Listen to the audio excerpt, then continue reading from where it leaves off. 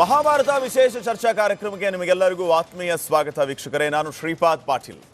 ರಾಜ್ಯದಲ್ಲಂತೂ ಕುರ್ಚಿ ಕಿತ್ತಾಟ ಸದ್ಯಕ್ಕೆ ನಿಲ್ಲುವ ಲಕ್ಷಣಗಳು ಬಹಳ ಸ್ಪಷ್ಟವಾಗಿ ನಿಲ್ಲೋದೇ ಇಲ್ಲ ಅನ್ನುವಂಥದ್ದನ್ನು ಸಾರಿ ಹೇಳ್ತಾ ಇದೆ. ಒಂದು ಚಿಕ್ಕ ಬ್ರೇಕ್ ಅಂತ ನಾವು ಹೇಗೆ ಹೇಳ್ತೀವೋ ಹಾಗೆ ಅವರು ಬ್ರೇಕ್ ಅಂತ ಅಂದ್ಕೊಂಡು ಮತ್ತೆ ಸ್ಟಾರ್ಟ್ ಮಾಡ್ತಾ ಇದ್ದಾರೆ. ಬಜೆಟ್ನ ನಂತರ ಮತ್ತೆ ಈ ಕುರ್ಚಿ ಕದನ ಶುರುವಾಗಿದೆ. ಹೋದಲ್ಲಿ ಬಂದಲ್ಲಿ ಒಂದು ಕಡೆ ನಾಯಕತ್ವ ಬದಲಾವಣೆ ವಿಚಾರ, ಈಗ ನಿನ್ನೆಯಿಂದ ಮತ್ತೊಂದು ಶುರುವಾಗಿದೆ. ಅದು ನೇರವಾಗಿ ಅಖಾಡಕ್ಕಿಳಿದಿದ್ದಾರೆ. 20 ರಿಂದ 30 ಶಾಸಕರು ನಮ್ಮನ್ನ ಮಂತ್ರಿ ಮಾಡಿ ಅಂತ ಹೇಳಿ. ಹಾಗಿದ್ರೆ ಹೈಕಮಾಂಡ್ಗೆ ಈ ಕಾಂಗ್ರೆಸ್ ಪಾರ್ಟಿಗೆ ಈ ಎಲ್ಲ ನಾಯಕರ ಮೇಲೆ ಯಾವುದೇ ರೀತಿಯ ಹಿಡಿತ ಇಲ್ವಾ? ಅಭಿವೃದ್ಧಿಯ ವಿಚಾರವಾಗಿ ಫೋಕಸ್ ಮಾಡದೆ ಬರೀ ಕುರ್ಚಿ ವಿಚಾರವಾಗಿ ಮಾತ್ರ ಕಾಂಗ್ರೆಸ್ನಲ್ಲಿ ಚರ್ಚೆಗಳು ಆಗ್ತಾ ಇದೆಯಾ? ಈ ಮಧ್ಯೆ ಇಕ್ಬಾಲ್ ಹುಸೇನ್ ಸಿದ್ದರಾಮಯ್ಯ ಅವರ ಬಜೆಟ್ ಬಗ್ಗೆ ನೇರವಾಗಿ ಹೇಳಿದ್ದೇನು ಅಂತಂದ್ರೆ, ಮುಖ್ಯಮಂತ್ರಿ ಸಿದ್ದರಾಮಯ್ಯ ಅವರ ಬಜೆಟ್ನಿಂದ ನಮಗೆ ಸಮಾಧಾನ ಆಗಿಲ್ಲ, ಇದು ಯಾವ ಬಜೆಟ್ ಅಂತ ಅವರೇ ಪ್ರಶ್ನೆ ಮಾಡಿಬಿಟ್ಟು ಇದಕ್ಕೇನು ಉತ್ತರ ಕೊಡ್ತಾರೆ ಕಾಂಗ್ರೆಸ್ನ ಮಾನ್ಯ ಹಿರಿಯ ನಾಯಕರುಗಳು? ಹಾಗಿದ್ರೆ ಕಾಂಗ್ರೆಸ್ನಲ್ಲಿ ಎಲ್ಲವೂ ಸರಿ ಇಲ್ಲ ಅನ್ನುವಂಥದ್ದು ಮತ್ತೆ ಸಾಬೀತಾಗ್ತಾ ಇದೆ ಕಳೆದ 2.5 ವರ್ಷಗಳಿಂದ. ಇದು ಯಾವಾಗ ಮುಗಿಯುತ್ತೆ ಅನ್ನುವಂಥದ್ದು ಸದ್ಯಕ್ಕಿನ ಪ್ರಶ್ನೆ. ಸೊ ಈ ಎಲ್ಲ ವಿಚಾರಗಳ ಬಗ್ಗೆ ಚರ್ಚೆಯನ್ನು ಮಾಡೋದಕ್ಕೆ ವಿಶೇಷ ಅತಿಥಿಗಳು ಕೂಡ ಆಗಮಿಸಿದ್ದಾರೆ. ಅವರನ್ನ ನಾನು ಈ ಕಾರ್ಯಕ್ರಮಕ್ಕೆ ಸ್ವಾಗತಿಸ್ತಾ ಇದ್ದೀನಿ. ಮೊದಲೇದಾಗಿ ಹಿರಿಯ ಪತ್ರಕರ್ತರಾಗಿರುವಂತಹ ವಿನಾಯಕ್ ಭಟ್ ಅವರು ಆಗಮಿಸಿದ್ದಾರೆ. ಅವರನ್ನ ಕಾರ್ಯಕ್ರಮಕ್ಕೆ ಸ್ವಾಗತಿಸ್ತಾ ಇದ್ದೀನಿ. ಸರ್ ನಮಸ್ಕಾರ. ಕಾಂಗ್ರೆಸ್ನ ವಕ್ತಾರರಾಗಿರುವಂತಹ ನಟರಾಜ್ ಗೌಡ್ರು ಇದ್ದಾರೆ. ಗೌಡ್ರೆ ಕಾರ್ಯಕ್ರಮಕ್ಕೆ ಸ್ವಾಗತ. ನಮಸ್ತೆ. ಬಿಜೆಪಿಯ ವಕ್ತಾರರಾಗಿರುವಂತಹ ಚಂದ್ರಶೇಖರ್ ಇದ್ದಾರೆ, ಅವರನ್ನು ಕಾರ್ಯಕ್ರಮಕ್ಕೆ ಸ್ವಾಗತಿಸ್ತಾ ಇದ್ದೀನಿ. ವೆಲ್ಕಮ್. ಹಾಗೇನೆ JDS ನ ವಕ್ತಾರರಾಗಿರುವಂತಹ ನಾಗೇಂದ್ರ ಬಾಬು ಅವರಿದ್ದಾರೆ, ಅವರನ್ನು ಕಾರ್ಯಕ್ರಮಕ್ಕೆ ಸ್ವಾಗತಿಸ್ತಾ ಇದ್ದೀನಿ. ಕಾರ್ಯಕ್ರಮ ಆರಂಭ ಮಾಡೋದಕ್ಕಿಂತ ಮುಂಚೆ ಈ ಕ್ಯಾಬಿನೆಟ್ ವಿಸ್ತರಣೆ ವಿಚಾರವಾಗಿ ಯಾವೆಲ್ಲ ಹಿರಿಯ ಶಾಸಕರು ಅಖಾಡಕ್ಕೆ ಇಳಿದಿದ್ದಾರೆ, ಅವರ ಬೇಡಿಕೆ ಏನು, ನೇರ ಮಾತುಗಳು ಏನು ಅನ್ನೋದನ್ನ ಒಂದ್ಸರಿ ಕ್ವಿಕ್ ಆಗಿ ನೋಡ್ಕೊಂಡ್ ಬರೋಣ. ಒಂದು 25 ಜನ 30 ಜನ ಶಾಸಕರು ಸೇರಿದ್ದು. ನಮ್ಮ ಉದ್ದೇಶ ಎಷ್ಟು, 2.5 ವರ್ಷಕ್ಕೆ ರೀಶಫಲ್ ಮಾಡ್ತೀವಿ ಅಂತೇಳಿ ನಮ್ಮ ಹೈಕಮಾಂಡು ನಮ್ಮ ಮುಖ್ಯಮಂತ್ರಿಗಳೆಲ್ಲ ಹೇಳಿದರು. ಅದನ್ನು ಜಲ್ದಿ 2.5 ವರ್ಷ ಆಯ್ತಾ ಬಂತು ಮಾಡಿ ಅಂತ. ನಮ್ಮದು ಯಾವುದೇ ನಾಯಕತ್ವದ ವಿರುದ್ಧ ಅಲ್ಲ, ಯಾವುದೇ ಪಕ್ಷದ ವಿರುದ್ಧ ಚಟುವಟಿಕೆ ಅಲ್ಲ. ನಮ್ಮ ಸಮಾನ ಮನಸ್ಕರೆಲ್ಲ ಸೇರಿ ನಮಗೆ ರೀಶಫಲ್ ಮಾಡಿ, ನಮಗೆ ಯಾರ್ಯಾರಿಗೆ ನಿಮ್ಗೆ ಅವಕಾಶ ಸಿಗುತ್ತೋ ನಿಮಗೆ ಬಿಟ್ಟಿದ್ದು, ನೀವು ಯಾರಿಗೆ ಕೊಡ್ತೀರೋ ಅವರಿಗೆ ಕೊಡಿ, ನಮಗೆ ಕೊಡಿ ಅಂತಲ್ಲೇ ನಾವು ಕೇಳೋದಿಲ್ಲ. ನೀವು ಯಾರ್ಯಾರಿಗೆ ಹೇಳಿದ್ದೀರಿ ಅವರಿಗೆ ರೀಶಫಲ್ ಜಲ್ದಿ ಮಾಡಬೇಕು ಅನ್ನೋದು.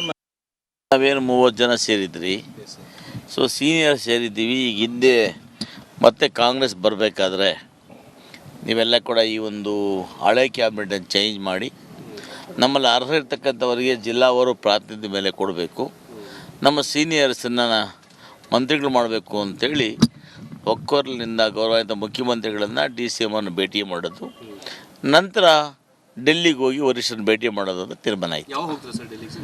ಡೆಲ್ಲಿಗೆ 26ಕ್ಕೆ ಹೋಗ್ತೀವಿ. ನಾವೊಂದು ಸಮಾನ ಮನಸ್ಕರ ಇರುವಂಥ ಒಂದಿಷ್ಟು ಹಿರಿಯ ಶಾಸಕರುಗಳಲ್ಲೂ ನಾವು ಸೇರಿದ್ದೀವಿ. ನಮ್ಮ ಉದ್ದೇಶ ಏನಂದರೆ, ರಾಜ್ಯ ಸರ್ಕಾರ 28ಕ್ಕೂ ಸಹ ನಮ್ಮ ಸರ್ಕಾರ ಮುಂದಾಗಿ ಬರಬೇಕು ಅನ್ನೋ ಉದ್ದೇಶದಲ್ಲಿ ಗೊಂದಲಗಳು ಸೃಷ್ಟಿಯಾಗಬಾರ್ದು ಅನ್ನೋ ಇದರಲ್ಲಿ. ಹಾಗೆ ನಾವು ಸಹ ಸುಮಾರು 3 ಸರಿ 4 ಸರಿ 5 ಸರಿ ಗೆದ್ದಿರುವಂಥ ಸೀನಿಯರ್ಗಳಿರೋದ್ರಿಂದ ನಮಗೂ ಸಹ ಮಂತ್ರಿ ಸ್ಥಾನವನ್ನು ಕಲ್ಪಿಸ್ಕೊಡ್ಬೇಕು ಅನ್ನೋದು ನಮ್ಮೆಲ್ಲರೂ ಚರ್ಚೆ ಮಾಡಿದ್ದೀವಿ. ನಾವು ಚರ್ಚೆ ಸುಮಾರು 27 ಜನ 28 ಜನ ಇದ್ದೀವಿ. ಎಲ್ಲರೂ ಸೇರಿ ಒಂದೇ ಚರ್ಚೆ, ನಾವು ಬೇರೆ ಏನು ಕೇಳಲಿಲ್ಲ. ನಮಗೂ ಒಂದು ಅವಕಾಶ ನಾವು ಮಾಡಿಕೊಡ್ಬೇಕು. ಯಾಕಂದರೆ ಇಷ್ಟು ದಿನ ಮಾಡಿದ್ದೀರಿ, ಮತ್ತೊಂದು ಹೊಸೊಬ್ಬರಿಗೆ ಅವಕಾಶ ಮಾಡಿಕೊಡಿ. ಸೀನಿಯರ್ ಇರೋವಂಥ 7-8 ಜನ ಇರಲಿ, ಬಾಕಿಯವ್ರಿಗೆಲ್ಲ ಅವಕಾಶ ಮಾಡಿಕೊಡ್ಬೇಕು ಅನ್ನೋ ರೀತಿಯಲ್ಲಿ ನಾವೆಲ್ಲರೂ ಸೇರಿ ನಿನ್ನೆ ಕೂತು ಚರ್ಚೆ ಮಾಡಿದ್ವಿ. ಬೋರಿಂಗು ಏನು ಕ್ಲಬ್ಬಲ್ಲಿ ಸೇರಿಕೊಂಡು ನಾವೆಲ್ಲ ಚರ್ಚೆ. 2 ವರ್ಷ ಆದಮೇಲೆ ರೀಶಫಲ್ ಮಾಡಿ ಎಲ್ಲರಿಗೂ ಅವಕಾಶ ಕೊಡ್ತೀನಿ ಅಂತ ಹೇಳಿದರು. ಆದ್ದರಿಂದ ನಮಗೆಲ್ಲ 2 ವರ್ಷ ಆಗೋಯ್ತು, ಈಗ ಅಲ್ಲಿ 3 ವರ್ಷ ಆಗ್ತಾ ಬಂತು. ದಯವಿಟ್ಟು ಆದಷ್ಟು ಬೇಗನೆ ಸಂಪುಟ ಪುನರ್ರಚನೆ ಮಾಡಿ. ನಮಗೆಲ್ಲ ಸುಮಾರು ನಾವು 34 ಜನ ಇದ್ದೀವಿ. 3 ಟರ್ಮಿಂದ ಮೇಲೆ ಹೋದವರು 3, 4, 5, 6 ಎಲ್ಲ ಸುಮಾರು 34 ಜನ ಇದ್ದೀವಿ. 34 ಜನ ಮಿನಿಮಮ್ 22 ಜನಕ್ಕೆ ನಾವು ಮಂತ್ರಿ ಮಾಡಲೇಬೇಕು ಅಂತ ಹೇಳಿ ನಾವು ಒಕ್ಕೂಟದಿಂದ ಒಂದು ಪಾಯಿಂಟ್ ಪ್ರೋಗ್ರಾಮ್ ಹಾಕ್ಕೊಂಡಿದ್ದೀವಿ. ನಮಗೂ ನಾಯಕತ್ವ ಅದಕ್ಕೆ ಸಂಬಂಧ ಇಲ್ಲ. ನಮ್ದೇನಿದ್ರು ಪುನರ್ರಚನೆ ಆಗಬೇಕು, ನಾವು ಮಂತ್ರಿಗಳಾಗಬೇಕು, ಅಷ್ಟೇ, ಒಂದೇ ಪಾಯಿಂಟ್. CM DCM ಏನಾರಾಗಲಿ ನಮ್ಮನ್ನು ಮಂತ್ರಿ ಮಾಡ್ರಿ ಸಾಕು ಅನ್ನುವಂಥ ಮಾತನ್ನ ಅಶೋಕ್ ಪಟ್ಟಣ್ ಅವರು ಹೇಳ್ತಾ ಇದ್ದಾರೆ. ನಟರಾಜ್ ಗೌಡ್ರಿಂದಾನೇ ಸ್ಟಾರ್ಟ್ ಮಾಡ್ತೀನಿ. ನಟರಾಜ್ ಗೌಡ್ರ ನ್ಯಾಷನಲ್ ಪಾರ್ಟಿ ಬೀದಿಗೆ ಬಂದು ಹೊಡೆದಾಡುವಂಥ ಪರಿಸ್ಥಿತಿ ಬಂತು. ರಾಜ್ಯದಲ್ಲಿ ಏನಾಗ್ತಾ ಇದೆ, ಅಭಿವೃದ್ಧಿ, ರೋಡ್ ಮಾಡೋದ, ಮತ್ತೊಂದ, ಮುಗದೊಂದ, ಇದ್ರ ಬಗ್ಗೆ ಯೋಚನೆ ಇಲ್ಲ. ಯಾಕೆ ಬರೀ ಹಿಂಗೆ ಆಯ್ತಲ್ಲ 2.5 ವರ್ಷದಿಂದ? ಏನ್ ಸಮಸ್ಯೆ? ಇಲ್ಲ ಈಗ 2.5 ವರ್ಷದಿಂದ ನಾವು ಯೋಜನೆಗಳ ಬಗ್ಗೆನೂ ಅಭಿವೃದ್ಧಿ ಬಗ್ಗೆನೂ ಸರ್ವಾಂಗೀಣ ಅಭಿವೃದ್ಧಿ ಬಗ್ಗೆನೂ ಎಲ್ಲ ಇಲಾಖೆಗಳ ಅಭಿವೃದ್ಧಿನೂ ಕೂಡ ಭಾಳ ಪ್ರಮುಖವಾಗಿ ಅದನ್ನು ಗಣನೆ ತೆಗೆದುಕೊಂಡು ಆ ಕೆಲಸ ಮಾಡುತ್ತಾ ಇಡೀ ಕರ್ನಾಟಕವನ್ನು ದೇಶದಲ್ಲೇ ಮಾದರಿ ರಾಜ್ಯವನ್ನಾಗಿ ಮಾಡಿ ಆರ್ಥಿಕ ಶಿಸ್ತನ್ನು ಕಾಪಾಡಿಕೊಂಡು ಗ್ಯಾರಂಟಿಗಳಿಂದ ಮೋದಿಯವರು ಕೂಡ ಮೋದಿ ಕಿ ಗ್ಯಾರಂಟಿ ಅಂತ ಥರ ಆ ಲೆಕ್ಕದಲ್ಲಿ ನಾವು ಕೆಲಸವನ್ನು ಮಾಡಿದ್ದೀವಿ. ಹಂಗಾಗಿ ಕರ್ನಾಟಕದ ಅಭಿವೃದ್ಧಿ ತುಂಬ ಸೂಪರ್ ಆಗಿದೆ. ಆದರೆ ನೀವು ಹೇಳಿದ್ದಂಥದ್ದು ಮುಖ್ಯಮಂತ್ರಿ ಬದಲಾವಣೆ ವಿಷಯ ಚರ್ಚೆಗಳು ಬರ್ತಾ ಇತ್ತು. ಈಗ ಬರ್ತಾನೆ ಇದೆ. ಆಯಿತು, ಈಗ ರೀಶಫಲ್ ಆಗಬೇಕು. ಈಗ 2.5 ವರ್ಷಗಳ ನಂತರ ಸ್ವಾಭಾವಿಕವಾಗಿ ಯಾವುದೇ ಸರ್ಕಾರ ಇದ್ರೂ ಕೂಡ ಒಂದು ಮಂತ್ರಿಮಂಡಲ ವಿಸ್ತರಣೆ ಮಾಡುವಂಥದ್ದು ಅಥವಾ ಪುನರ್ರಚನೆ ಮಾಡುವಂಥದ್ದು ಒಂದು ಸ್ವಾಭಾವಿಕ ಪ್ರಕ್ರಿಯೆ. ಅದು ಮುಖ್ಯಮಂತ್ರಿಗಳಿಗೆ ಪರಮಾಧಿಕಾರ ಇರ್ತದೆ. ಅವರು ಯಾವಾಗ ಬೇಕಾದ್ರೂ ತೀರ್ಮಾನ ಮಾಡ್ಬೋದು, ಯಾವಾಗ ಬೇಕಾದ್ರೂ ಮಂತ್ರಿಮಂಡಲ ರಚನೆ ಮಾಡಬಹುದು. 2.5 ವರ್ಷ ಆಗೋಗಿದೆ, ಇನ್ನು 3 ವರ್ಷಕ್ಕೆ ಹತ್ರಕ್ಕೆ ಬಂದಿದ್ದೀವಿ ನಾವು ಆಲ್ರೆಡಿ.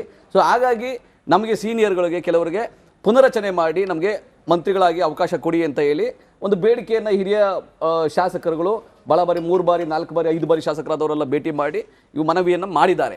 ಅವಳಿಗೆ ಯಾವ ರೀತಿಯಾಗಿ ಒಂದು ತಪ್ಪಿಲ್ಲ, ಯಾಕಂದರೆ ಅದು 2.5 ವರ್ಷಕ್ಕೆ ಸ್ವಾಭಾವಿಕವಾಗಿ ಮಾಡಬೇಕಾಗಿದ್ದು 2.5 ವರ್ಷ ದಾಟಿದ್ರೂ ಕೂಡ ಆಗಿಲ್ವಲ್ಲ. ಹಾಗಾಗಿ ಕೇಳಿದ್ದಾರೆ.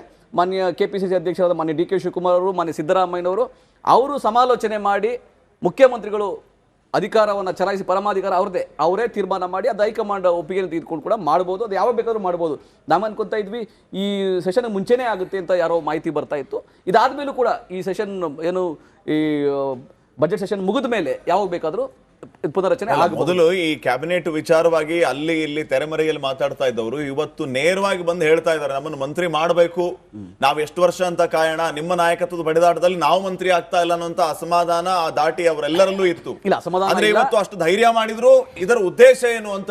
ಇಲ್ಲ ಈಗ ಈ ಧೈರ್ಯ ಮುಂಚೆಯಿಂದನೂ ಇತ್ತು. 2.5 ವರ್ಷಗಳ ನಂತರ ಮಾಡಬೇಕಾಗಿತ್ತು, ಇಲ್ಲಿವರೆಗೂ ಆಗಿಲ್ಲ. ಆದ್ರೆ ಅಸಮಾಧಾನ ಅವ್ರಿಗೇನಿದೆ ಅಂತಿಲ್ಲ. ಈಗ 30 ಜನ ಸೇರಿದ್ದವರೊಳಗೆ ಯಾರಿಗೇ ಮಂತ್ರಿ ಮಾಡಿದ್ರು ಕೂಡ ಒಂದು ಸೀನಿಯರ್ಗೆ ಒಂದು ಪುನರಚನೆ ಮಾಡಿ ಒಂದು ಅವಕಾಶ ಬೇರೆಯವ್ರಿಗೆ ಕೊಡಿ ಅಂತ. ಯಾಕಂದರೆ ಜಾತಿವಾರು, ಪ್ರಾದೇಶಿಕವಾರು, ಹಿರಿತನ ನೋಡಿಕೊಂಡು ಅನುಭವ ಇರತಕ್ಕಂಥವ್ರಿಗೆ ಒಂದು ಅವಕಾಶ ಮಾಡಿಕೊಡಿ. ಯಾಕಂದರೆ ಹೈಕಮಾಂಡ್ ಕೂಡ ಸರ್ಕಾರ ಬಂದಾಗ 2.5 ವರ್ಷ ನಂತರ, ಯಾಕಂದರೆ 136 ಜನ ಗೆದ್ದಿದ್ರು ಆ ಟೈಮಲ್ಲಿ. 136 ಜನ ಗೆದ್ದಿದ್ದೀರಿ, ಕೆಲವರಿಗೆ 32 ಜನಕ್ಕೆ ಮಾತ್ರ ಮಂತ್ರಿ ಮಾಡೋಕ್ಕೆ ಸಾಧ್ಯ ಆಗೋದು. ಇನ್ನೂ ಹಿರಿಯರಿದ್ದೀರಿ, ಅವ್ರಿಗೆಲ್ಲ ನೆಕ್ಸ್ಟ್ 2.5 ವರ್ಷ ನಂತರ ಪುನರಚನೆ ಮಾಡಿದಾಗ ಅವಕಾಶಗಳನ್ನ ಕೊಡಲಾಗುವುದು ಅಂತ ಹೇಳಿ ಹೈಕಮಾಂಡ್ ಹೇಳಿತ್ತು. ಮಾನ್ಯ ಸಿದ್ದರಾಮಯ್ಯನವರು ಹೇಳಿದರು, DK ಶಿವಕುಮಾರ್ ಅವರು ಹೇಳಿದರು. ಹಾಗಾಗಿ ಹಿರಿಯ ಶಾಸಕರು ಇವತ್ತು ಒಂದು ಭೇಟಿ ಮಾಡಿ ಮನವಿಯನ್ನು ಕಳಿಸಿದ್ದಾರೆ. ಅದು ಮಾನ್ಯ ಸಿದ್ದರಾಮಯ್ಯನವರು ತೀರ್ಮಾನ ಮಾಡಬೇಕಿದೆ. ಅದಕ್ಕೆ ಏನಂದ್ರೆ ಆ ಥರ ಏನಿಲ್ಲ, ಇದು ಇವತ್ತೇ ಮಾಡಬೇಕು ನಾಳೆ ಮಾಡಬೇಕು ಆ ಥರ ಇಲ್ಲ. ಬಟ್ ಅವ್ರ ಬೇಡಿಕೆ ಸಮಂಜಸವಾಗಿದೆ. ಯಾಕಂದ್ರೆ ಶಾಸಕರ ಬೇಡಿಕೆ ಸಮಂಜಸವಾಗಿದೆ. ಒಂದು ಅವಕಾಶ ಗೌಡರಿಗೆ ಆ ಥರ ಇಲ್ಲ ಅನ್ಸುತ್ತೆ. ಅಲ್ಲಿ ಮಾತಾಡಿದವರು ಎಲ್ರಿಗೂ ಅರ್ಜೆಂಟ್ ಇದೆ. ಅವರೆಲ್ಲ ಅರ್ಜೆಂಟ್ ಅಲ್ಲೇ ಸರ್ಕಾರ ಈಗ ಶ್ರೀಪಾದ್ 2.5 ವರ್ಷದಿಂದ ನಾವು ಕಾಯ್ತಾ ಇದೀವಿ ಅಂತ ಹೇಳಿ. ಇಲ್ಲ 2.5 ವರ್ಷ ದಾಟ್ತಲ್ಲ, ದಾಟಿದ ಮೇಲೆ ಈಗ 3 ವರ್ಷಕ್ಕೆ ಬಂದಿದೆ. ಇನ್ನು 2 ತಿಂಗಳು ಬಂದ್ರೆ 3 ವರ್ಷ ಆಗೋಗ್ಬಿಡ್ತದೆ. ಸೊ ಆ ಟೈಮಲ್ಲಿ ಇನ್ನು ಕೊನೆಗೆ 2 ವರ್ಷ ಇರ್ತದೆ. ಇನ್ನು 2 ವರ್ಷಕ್ಕಾದ್ರೂ ನಮ್ಗೊಂದು ಅವಕಾಶ ಮಾಡಿಕೊಡಿ. ಮುಖ್ಯಮಂತ್ರಿಗಳನ್ನು ಸೇರಿಸಿನ ಇದು ಅಥವಾ ಈಗ ಅದು ಆ ಚರ್ಚೆ ಬರಲಿಲ್ಲ. ಇವರಲ್ಲಿ ನಮ್ಮ ಶಾಸಕರೆಲ್ಲ ಏನು ಹೇಳಿದ್ರು, ನಮಗೆ ಮಂತ್ರಿ ಮಾಡಿಕೊಡಿ ಅಂತ. ಸೊ ಅದು ಮುಖ್ಯಮಂತ್ರಿ ಚರ್ಚೆ